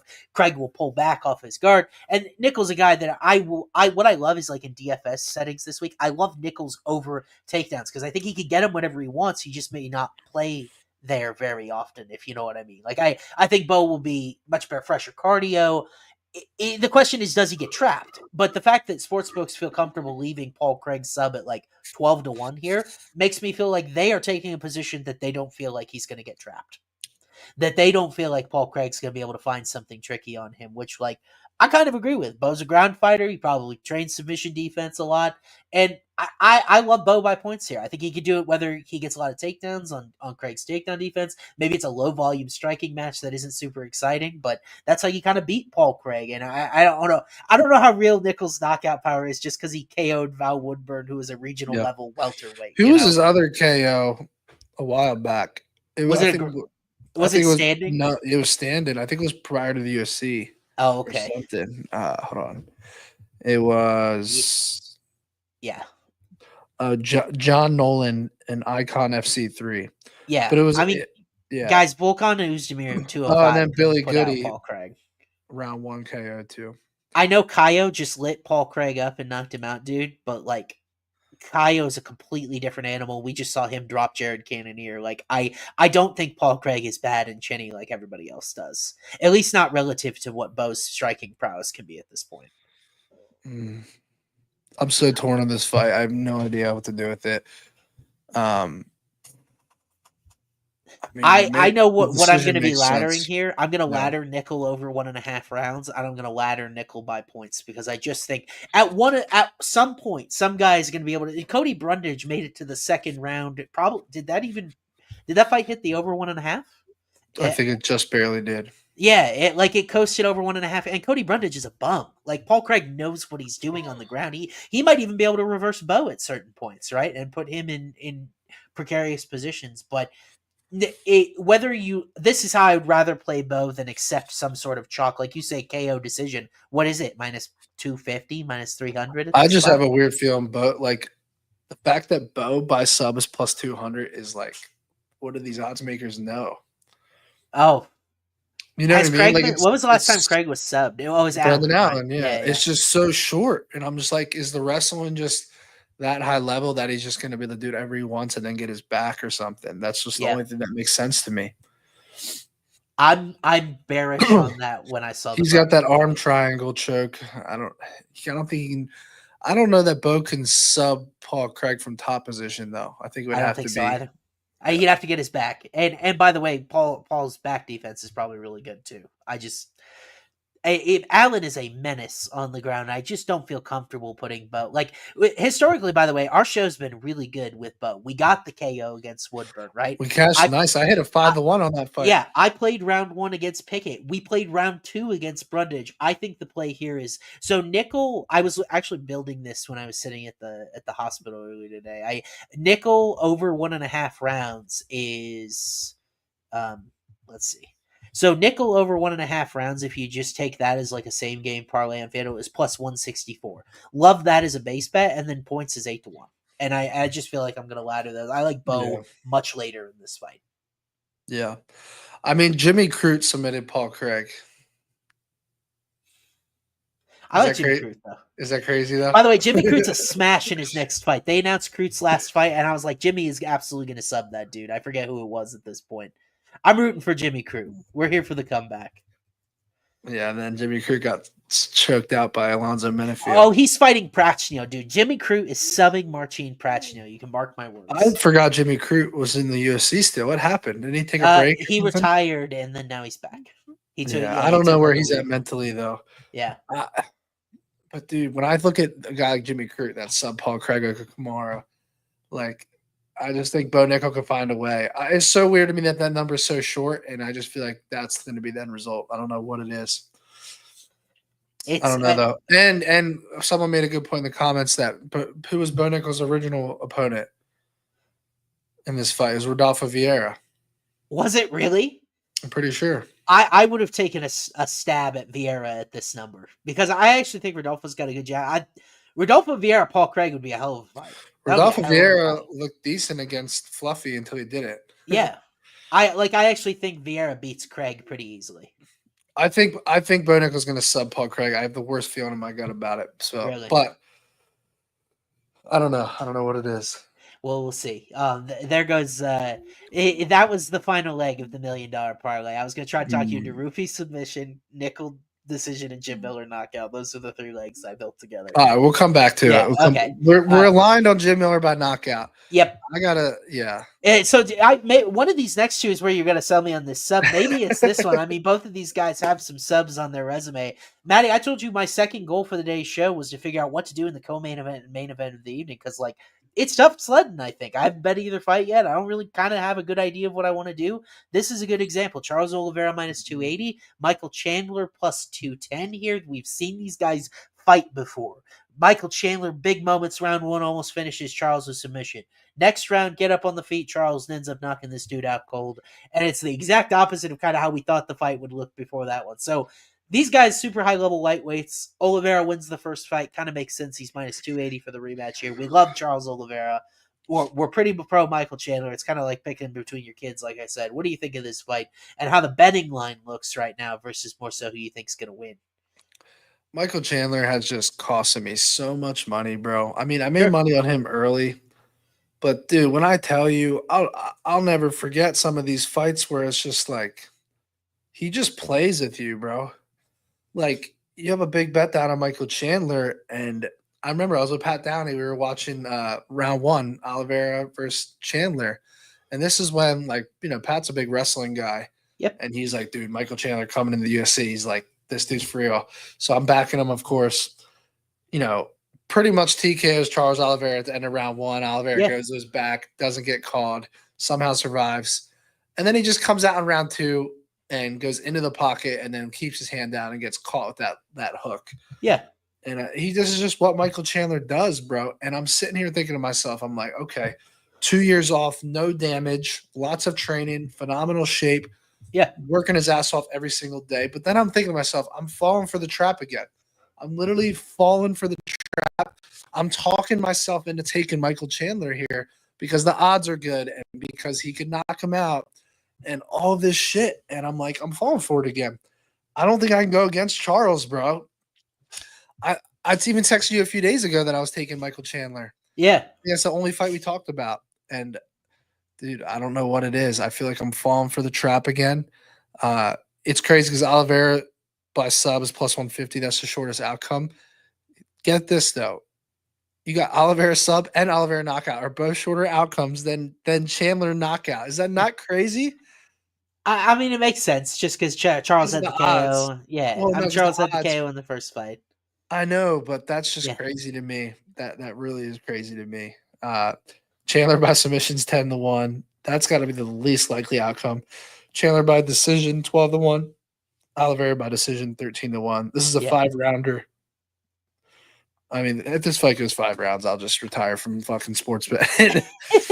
But I don't know what else to say. I think Oliveira is gonna strangle him, bro. Yeah, you're not alone on that. It's the most and this isn't even my sub parlay, so I just gave away obviously what it's going to be. But okay, I do think Oliveira is going to end up strangling him. I just feel myself falling for the Michael Chandler trap. But man, I'm gonna be pissed if Chandler starches him because all week I've just been like, this is the spot for him. 2 years, is for the 38-year-old. Is it not good to train 2 years straight and not take any damage? I mean, obviously you take some damage in training. But he's not hard sparring every day, right? Yeah. And he's Oliveira's been through the ringer of guys, but you have to ask, is that a good or a bad thing? Is that an advantage or a disadvantage to be that active? This is a much more fun fight for Oliveira than an Arman Sarukian.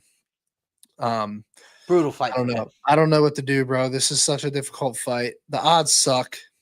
because they give you just enough odds on Michael Chandler to be like, all right, this is a good number. But then deep down Oliveira is going to win. But then you're like, I ain't paying minus 280. And then both outcomes, KO and sub, are both. It's just it's the toughest fight of the card to me by far. Yeah, I totally agree. My models had a brutal time. Like, I'm almost right in lockstep with the odds makers on everything. So I was trying to figure out a betting angle to give you on this co-main. And it's like, I think it's kind of right where it needs to be for the most part. Now, the interesting thing that my model sees is it sees Chandler winning beyond round 4 about 17% of the time, which I think, if Chandler is able to have success and like really takes an adult game plan, Oliveira was willing to spend a lot of time on his back. Chandler's only loss by submission came in that last fight with Poirier, which was a little bit exhaustion related, right? Like, that was a war. Poirier got his back. It didn't. The shit that Michael Chandler does, he's picking up somebody and throwing them versus just getting a takedown and staying on top. And then he gets reversed and they're sweaty. And the next he's getting choked out. Yeah. But it's like, if Dustin Poirier can do that, why can Oliveira definitely can do that? The only thing that confuses me is in their first fight when he wasn't tired. Yeah. Oliveira had a great position on his back and Chandler slammed him. Yeah. And he got and then he also just exploded and reversed out of it. Yeah. I don't think Oliveira is going to allow him to do that this time, though, if he gets that position. Yeah, and can I ask like one more thing? How the fuck did this guy go like 5 rounds in Bellator like 3 times? Like, what? How did Michael Chandler do that? Because he's shown big time cardio issues in UFC. It's like that guy theoretically is still there, but it feels so long ago, and it feels like we've seen him gas so many times. Like, he against Gaethje, he certainly was on empty in that 3rd round. But like, I think this is a irresponsible number with a guy like Oliveira, who we know can be a little bit defensively reckless. We know he can be a little bit chinny. We know he can have gas tank issues of his own. And I love Charles, and I think he did hit a different chapter of his career with that Chandler fight, where dominantly finishing guys like Gaethje. The Poirier fight was very surprising to me. And like, you think about it on paper, Gaethje and Poirier beat Chandler, so like Oliveira should too, right? But that first round, Michael Chandler was in charge. Like you said, that fight could have been stopped. And it's like, do you spin the variance wheel at plus 210 and see if, and by the way, you can get a better number on Chandler inside the distance if you don't buy my model's potential of outcome of a decision, plus 260 inside the distance. So you can shave a little bit of juice off if you'd like. Like, do you spin the variance wheel and maybe it lands on Chandler knockout? Kinda. I wouldn't play just Chandler KO. I think a submission is live here. Michael had a submission attempt locked in that first round, and it's barely priced at anything, So I would include it and take the inside the distance. But model's got Chandler at plus 150. He's plus 210. Kind of leaning that way rather than chalk, but like, I don't have. If you really want to, if you're like Austin, I want to throw Oliveira in the submission. It's close enough. I've got it modeled plus 170. It's what, plus 150, something like that on FanDuel. Yeah, it's not a good enough number. Yeah, I just have a hard time. Like, Chandler is not an easy guy to sub. I know Oliveira usually gets everybody. He's the best submission guy in this division, but number sucks. Yeah. I don't think the number is good enough to interest me. No, I agree. And this is a tough fight, man. I didn't think we'd find a cycle leg here. I really didn't. I mean, just do the fucking submission special. Throw fucking Karine Silva, Oliveira, and fucking who did we just say earlier? Mauricio Ruffy? No, I'm kidding. Oh my god. I don't know. I want to talk about the main event, bro. My model likes Brahimaj sub, but I don't think I want to talk anybody into playing that guy. Yeah. So let's talk about the main event. It's time for the main event. If Chandler loses, who the hell does he fight next? I guess he goes to 170 and fights fucking Nick Diaz. I don't know who he fights at 170. Who knows? This is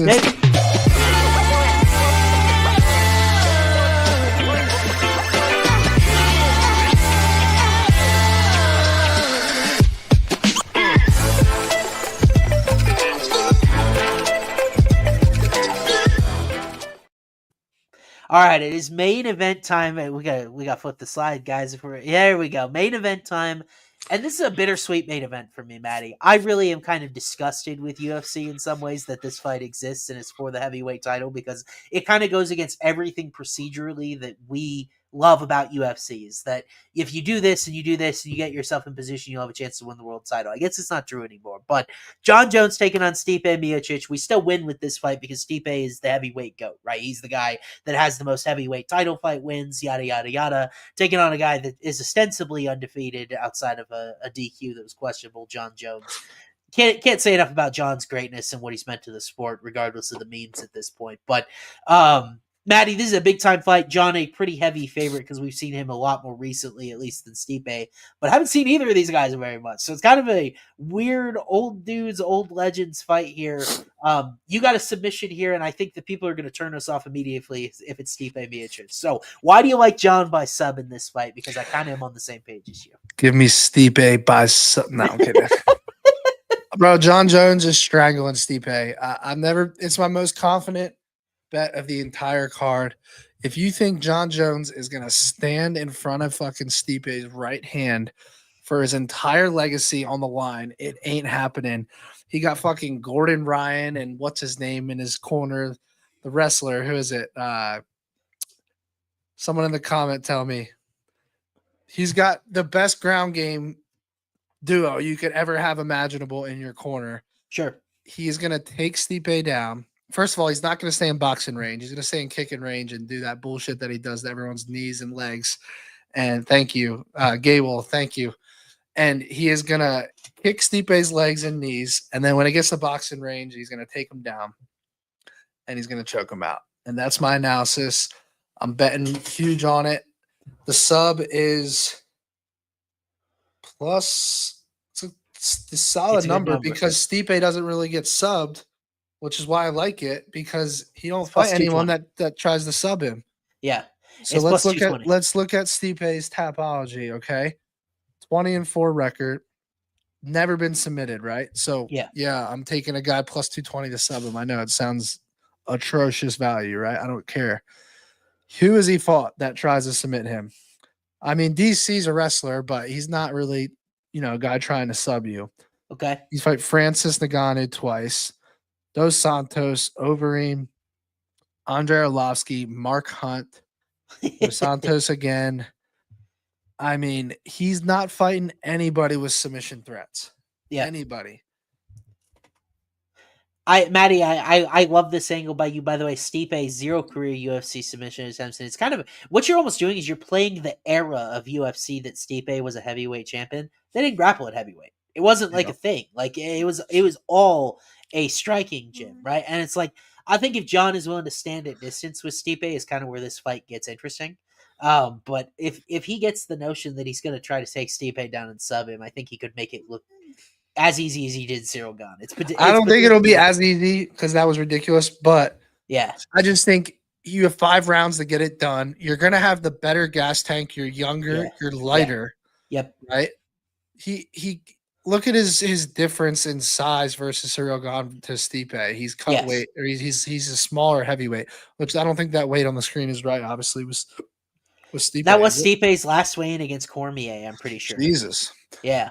Yeah, he came in super thin for that third fight against Daniel. Yeah, and even if Jon Jones does start laying the ground and pound and the 12-6 bullshit, whatever it is, I just think Stipe is going to turn and give his back, bro. He's like, I'm 42, I'm out.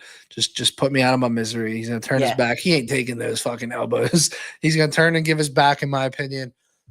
I love the submission angle here for Jon Jones. I think it's always been his path to victory at heavyweight. I think he's going to look for the chokes. He's going to be the smaller guy at heavyweight, faster, more elusive, more skilled with his grappling.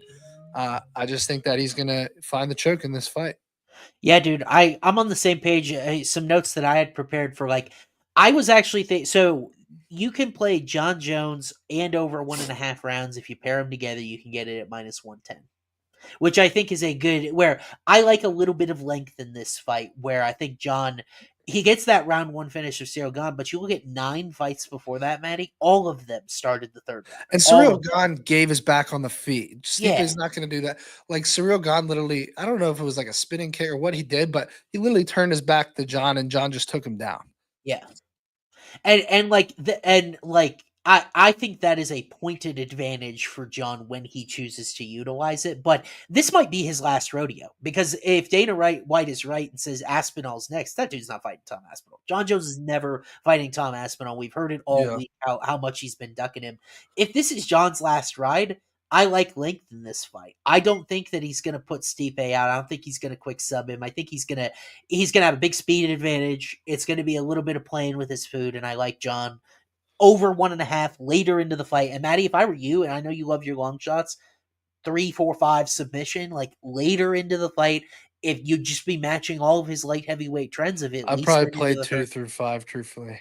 Yeah, I mean, like you could do that too, but like whatever, yeah, like a quarter unit on 4 rounds. Like, so basically, John, you could even do that, Matty, through like a parlay if you wanted to, where John sub and fight to start round 2 together is, let's see, is plus 376. So like you could even just lay whatever you're going to lay on each one of those rounds on that type of bet. I know you have a certain place you have to bet that might make it harder to like do that same game parlay type of thing. Oh my god, the submission. Oh, those are TKO. I was like, wait, dude, even the submission. No, the sub should be longer because TKO in this fight's like what is it, like minus 150? It's plus 135. So that's the crazy. I think odds makers are wrong when they put knockout before submission. I mean, it's just historical data on Stipe is what it is. Oh, because Stipe's getting knocked out by big power punchers. Yeah.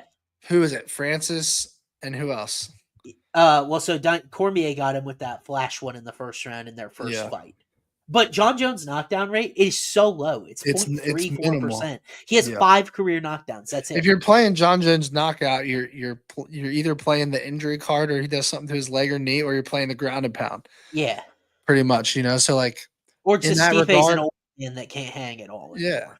Yeah. Yeah. I just think John's gonna look for the sub. He's gonna want to make it look easy, get a choke, and then walk up and be like, peace. Yeah. I think this is it. I just see it so clearly. I'm hammering this, okay? I'm hammering this as a straight bet. I want to put it in the cycle parlay if you're good with it.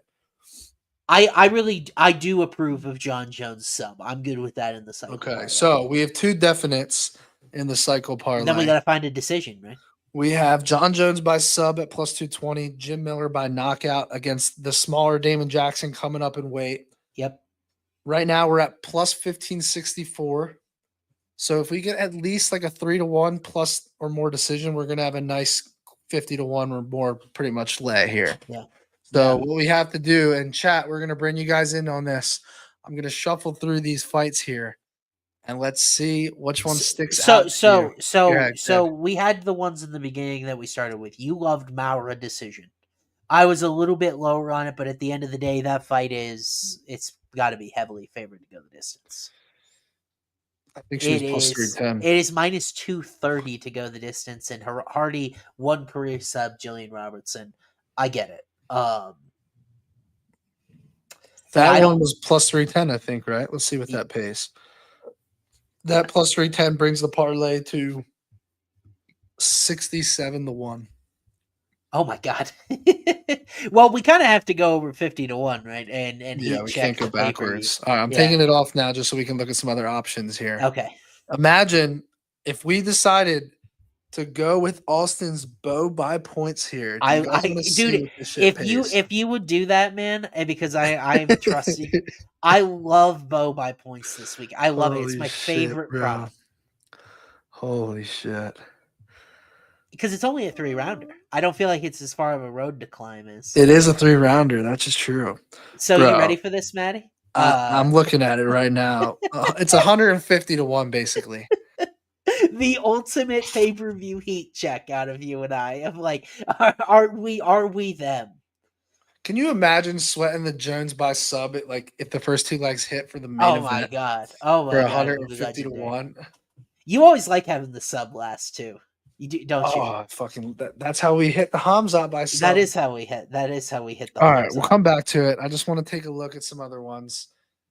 The problem is, bro, is I just think Bo's gonna choke out Paul Craig just to be like, oh, I choked out the submission guy.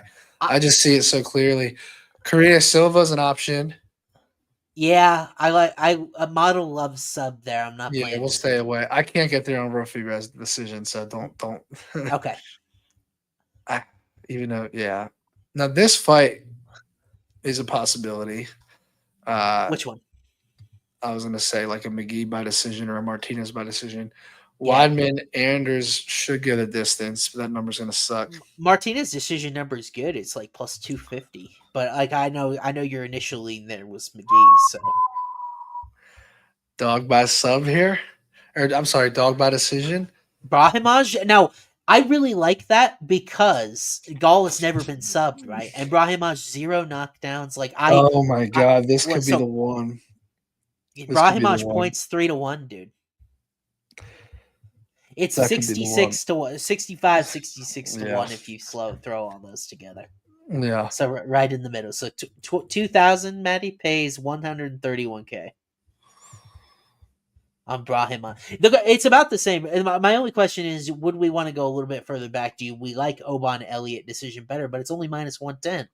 Yeah, it's gonna kill the leg, but I prefer inside the distance at that price. Yeah. And I know you're like you don't. Plus, Oban Elliott has the knockout risk on the other side. He could get chin. Yes, yeah. I still do like this Moura decision.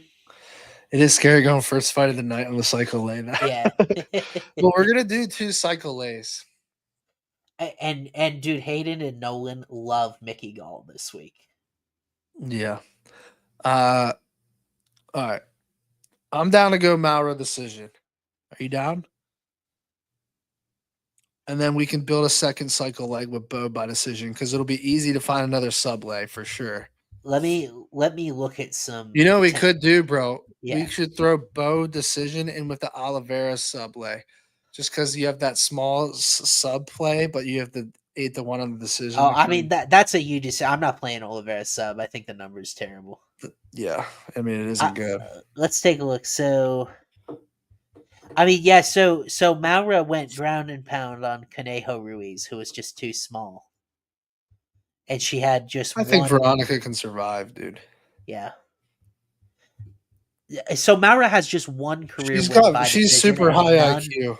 Moura one career win by decision, and it's favored.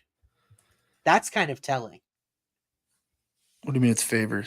So Moura's most likely outcome, according to books, is decision, but she only has one career decision, and she has. Yeah, I like it. Let's run that. Let's run it. Matty, I think you're right. I think that is spooky weird that Moura is this finisher regionally, and her decision's 3-1 here. And I think it's because you're right. I think Hardy is good at surviving. I like this. This is 67-1. We're gonna do 2 cycle lays for the show today. So we're gonna build a second one now. I'm gonna send this one to Mike. Yep. Would you be willing to go Karine Silva sub in our other cycle? Yes. Karine Silva sub, Bo Nickal decision. I'll ride it with you, bro. And then we would just need a knockout. I mean, it could even be pretty short. Hold on. Let me all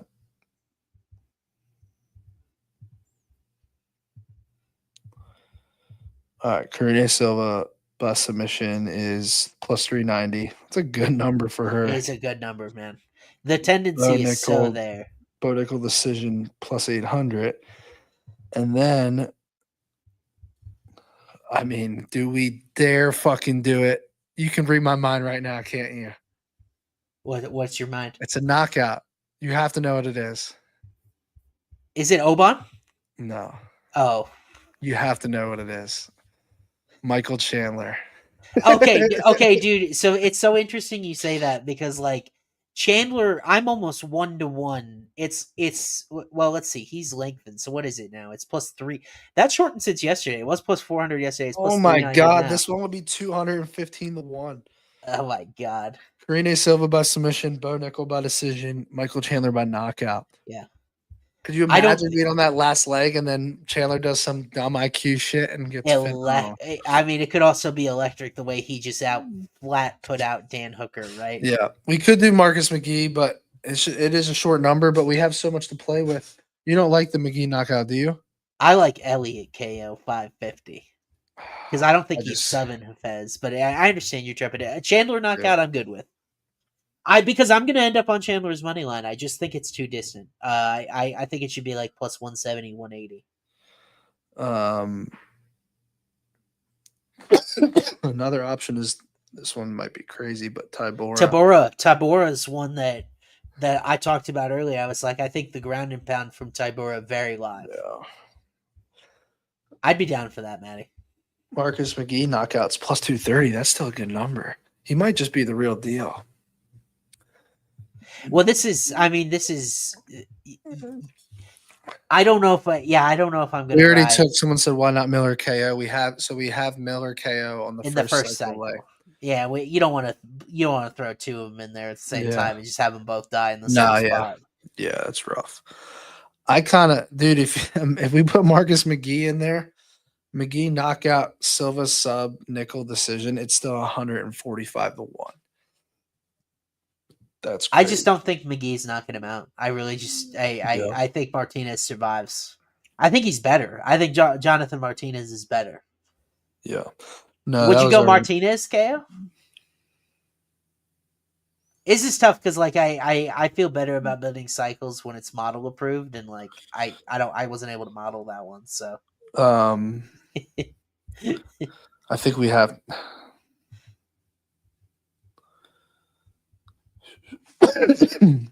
I'd be down for Chandler, which was your initial gut lean before we started messing around.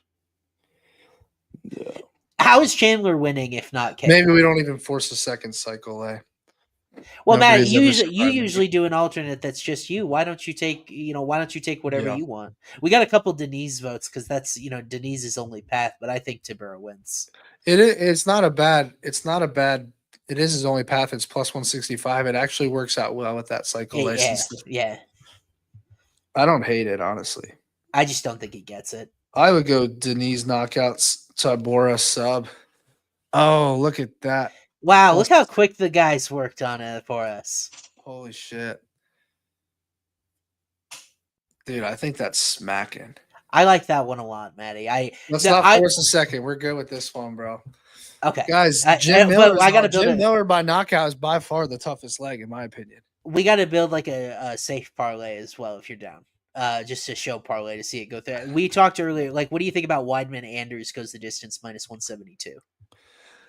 I'm down for it. I think that fight's going all that one's model approved, and then we would just need one more, maybe something that we were a little unsure about. Maybe something like if we're unsure about the win condition, do we go Tybura money line on that? Because you kind of like sub, I kind of like KO. I don't think Tybura should be in the safety parlay. I feel like it's pretty safe. I just think Diniz' ground game is ultimately going to give way there, but it is interesting. Diniz is favored by KO. That's the most likely outcome according to odds makers. Yeah. We could go Karina money line minus 295. That gets it to plus 111. I'm just calling it that. Do you like Silva money line? It's nearly model approved. I'm a few points short. I think it's a good spot for her. I do too. And I'll be playing sub individually. So I like that. Why don't I send this over to Mike and we'll do that for the safety parlay? Yeah. We'll do Silva money line and then Weidman Anders goes the distance. Oh, look at that cycle parlay, bro. It's beautiful. Three straight pay-per-view cashes on a cycle, or no, 3 straight long shots. If this hits, but are you gonna be in shambles if the first fight submission ends up hitting with Moura and we ended up going points? Don't even speak that into existence. I was Jones sub the whole time though for the cycle, so I like it. I like it. If you think about it, what hit last time on our cycle parlay? Hamzat by sub. Yeah, that was the main event, right? Or was it co-main? That was the co-main. No, it was the co-main. It was the co-main. Yeah. We weren't sure what to do with Seportia and Max. Yeah. Yeah. But I mean, I still think. Can you imagine if we get there and all we need is Jones sub? I love fading Jones KO this week. That was going to be the angle I tried to talk you into. So there's the cycle parlay for UFC 309. Love it. Jones by submission, Miller by knockout, Moura by decision, and then we're waiting here. For those of you that still love the safe parlay, I know it's not as fun, it's not as flashy. In fact, on pay-per-views, this has been the safe parlay. It's the one that keeps cashing left and right, not the safe parlay. But we're going with, I'll type it in chat here. We're going with the safe parlay. We're going with Weidman. We'll answer some questions here as well. Yes. All right, so first question, what was the 100K parlay? It was Hamzat by submission. It was the decision leg again. It was Ismail Nardiev by decision, Hamzat by submission, and then Jeff Neal by knockout. Jeff Neal by knockout TKO. Why are we taking Jim Miller by knockout? Because A, the number's good. B, he's fighting a guy that's coming up in weight. And Jim Miller still has good knockout power in his hands. Even the Bobby Green fight where he lost and got beat down in the third round, he was very live early. He was able to inflict some good power against Bobby Green early, and Bobby Green was able to survive it. But Damon Jackson has gotten chinned 4 times in his career, and it was at 45. All of them at 45? Yes. And now he's fighting up at 55. Jim Miller has good power in his hands, bro. He does. I'm looking if there was a last-minute fight. I don't think he's fought at lightweight yet in UFC. This is and you always hate to see the older guy moving up in weight. It's a little concerning, right? So I think that's why we like Jim Miller, native weight class, things like that. Moura decision. Matty actually talked me into this one moments ago. Like, you think of the historical trends, women's flyweight leans huge decision, and Moura only has one career decision herself. So why is it her most favorite outcome here? I think the reason why is because Veronica Hardy, one career loss by sub, came to Jillian Robertson. Moura at this point has not shown that sort of submission danger or tendency, just 0.6 attempts per 15 minutes. So I was leaning sub, and I think Matty actually ended up nailing it there. I think it is Moura points. Yeah. And I just think, and I like taking the sub in the first fight of the night. That's been so hard for some reason. But I just think Veronica Hardy is good defensive submission. And then also she's just high IQ in general. Yep. So I just think even if she gets hurt, she can stay safe, and she just got to survive 15 minutes against, I think, the bigger, more powerful chick here. So I think I like this play a lot, bro. I mean, if you guys don't like the Jim Miller one, feel free to sub that out. It seems like that's the biggest pushback. Michael Chandler, roughly the same price if you prefer Michael. Yeah, you could sub him out with Michael Chandler, or you could sub him out with can I call a timeout here before we get out of here? We're not subbing anything out. We've hit 2 straight long shots over 50 to 1. I'm just you guys owe us this one. You owe us this one. Yeah. Throw us a quarter of a unit. You owe us this one to see if we check. Big shots. He goes for the neck. He's down.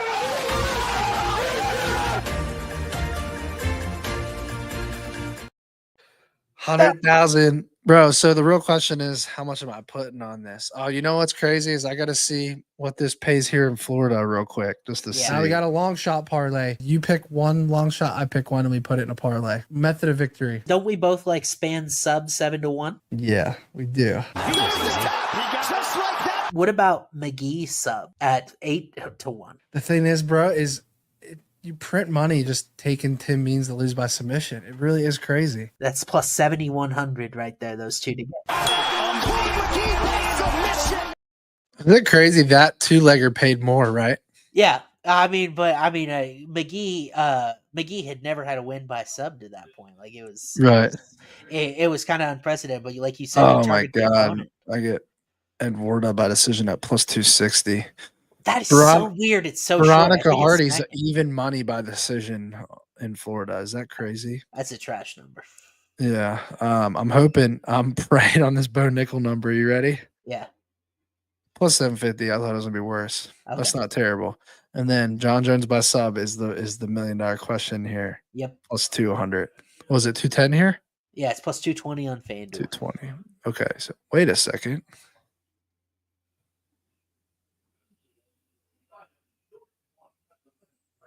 What up? Oh fuck! Why did I say Bo Nickal? I'm an idiot. It's Jim Miller by KO. How did I get 90 to 1? I was like, what is going on, bro? Matty, I've brainwashed you. Maybe I have to put it in. Yeah. Can you see what Jim Miller by knockout is? On Nickal oh my god! Plus 400. Okay. Wait, what do we get? What do we get on the FanDuel one? So on FanDuel we got 67 to 1. 67. No. On Jim Miller. Well, plus 420. Yeah, so they're shaving you off. I get 53 to 1, bro. It's just that's 14 to 1 real money, dude. Oh, it's beyond disgusting. That's the best advertisement for FanDuel you've ever given on this show. 100%. I mean, that's so sickening. I'm about to just go to a different state and put it in, bro. Yeah, we'll see if you can do that, Matty. We are going for 3 in a row. I'm glad that we found some common ground with these angles here. I actually really like the way this lay turned out as well. I was with you the whole time on Jones sub, and maybe Moura sub was a little ambitious. I like the points angle, and it seems to be getting shorter by the second. So we'll throw this out there, the UFC 309 cycle if you get it, and then we do have the safe parlay as well, hoping to back up the Brinks truck this week. Chris Weidman, Eric Anders to go the distance, Karine Silva money line minus 295, throws in points, which is probably the most likely event there, but we'll be playing submission straight as well. So thank you guys so much for tuning into today's show. Matty, your full card coming out on Friday. I will have my stuff out, fanduel.com/research/UFC tomorrow. As always, make sure to follow the UFC Home of Fight Discord. We'll leave a link to that in the episode description to get our picks. But you know where to find us. We got no Apex cards the rest of the year. We'll see you again next week before Thanksgiving. Break down the Fight Night card that week. But until next time, guys, take care, and hopefully we'll report back with 3 straight pay-per-view long shots. Let's go.